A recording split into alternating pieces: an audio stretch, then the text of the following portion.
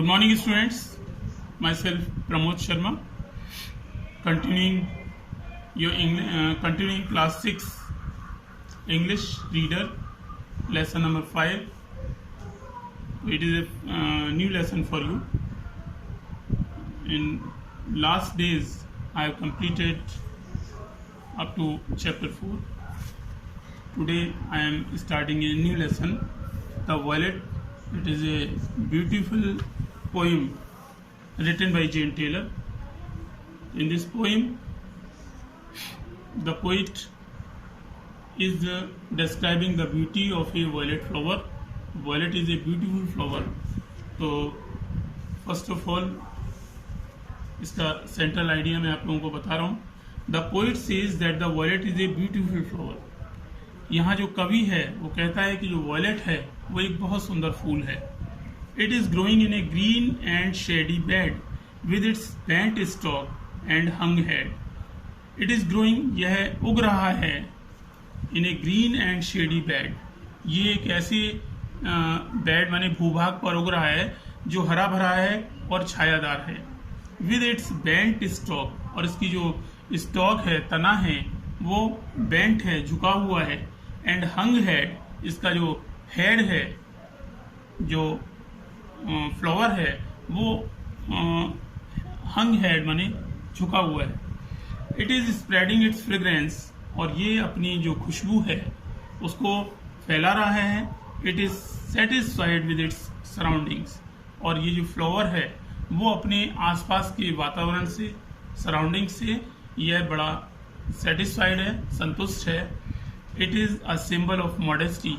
यह मॉडेस्टी यहाँ पर सौंदर्य कहेंगे, तो it is symbol of modesty, यह सौंदर्य का प्रतीक है.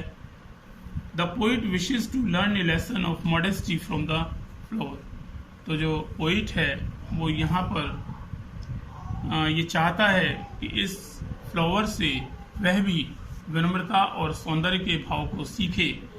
तो यही इस पाठ में बताया गया है. तो now I start your poem. Down in A green and shady bed.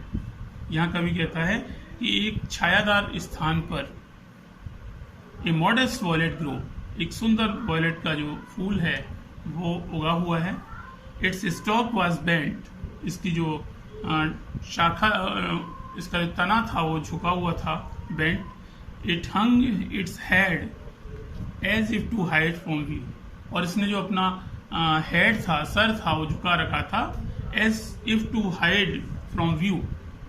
ऐसा प्रतीत होता था मानो ये किसी के व्यू माने किसी की दृष्टि से बचना चाहता हो, अपने को आपको छुपाना चाहता हो.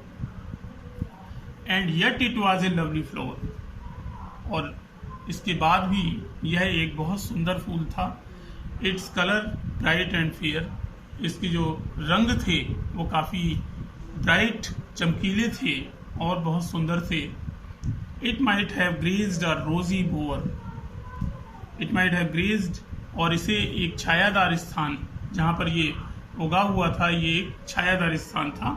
इंस्टेड ऑफ हाइडिंग देयर, ये जो फ्लावर था वो एक छायादार स्थान पर उगा हुआ था. ऐसा नहीं था ये कि अपने आप को किसी से छुपाने का प्रयास कर रहा हो, जबकि ये एक छायादार स्थान पर उगा हुआ था. Yet thus it was content to bloom, और ऐसी परिस्थितियों में भी यह ब्लूम खिल रहा था. इन मॉडेस्ट एंड सराइड, अपने पूर्ण सौंदर्य और कलर्स के साथ में ये फ्लावर उग रहा था. And these diffused a sweet perfume, और ये जो फ्लावर्स थे ये उस पूरे स्थान पर अपनी मधुर सुगंध को बिखेर रहे थे. विद द साइलेंट शेड, इस एकांत निर्जन स्थान पर ये अपने सौंदर्य और अपनी जो खुशबू थी उसको फैला रहे थे. Then let me to the valley go. जब पोइट की दृष्टि इस फ्लावर पर पड़ती है तो पोइट की इच्छा होती है कि let me to the valley go, कि वह भी इस स्थान पर जाए जहाँ ये वॉयलेट फ्लावर खिला हुआ था. दिस प्रेटी फ्लावर टू सी, इस सुंदर फूल को देखने के लिए पोइट की इच्छा थी कि वह भी इसे देखने जाए. That I may learn also learn to grow in sweet humility, जिससे कि वह भी पोइट भी सौंदर्य और विनम्रता के भाव को इस फूल से सीख सके। तो यही इस पोइम का भाव था। तो सभी बच्चे इस पोइम को अच्छे से पढ़ेंगे और इसका जो सेंट्रल आइडिया है उसको समझने का प्रयास करेंगे। इसके बाद इसकी जो एक्सरसाइज है वो मैं आपको वीडियो के माध्यम से भेज रहा हूँ, जिससे बच्चे अपनी बुक में टिक लगाएंगे, ट्रू फॉल्स अपनी बुक में पूरा करेंगे और इसकी जो क्वेश्चन आंसर हैं इनका वीडियो भी मैं आपको साथ भेज रहा हूँ, जिसको भी आप अपनी कॉपी में पूरा करेंगे। इसके साथ आपको ये वर्ड मीनिंग पूरे करने हैं। कॉपी में अगर आप चाहें तो इस पोइम को, क्योंकि कुछ ही पोइम आपके उसमें हैं, इस पोइम को भी आप विद योर इसमें जो पिक्चर दिया गया है इसके साथ में आप अपनी पोइम को वर्ड्स मीनिंग को आप उतार सकते हैं और इसके साथ में क्वेश्चन आंसर पूरे करें।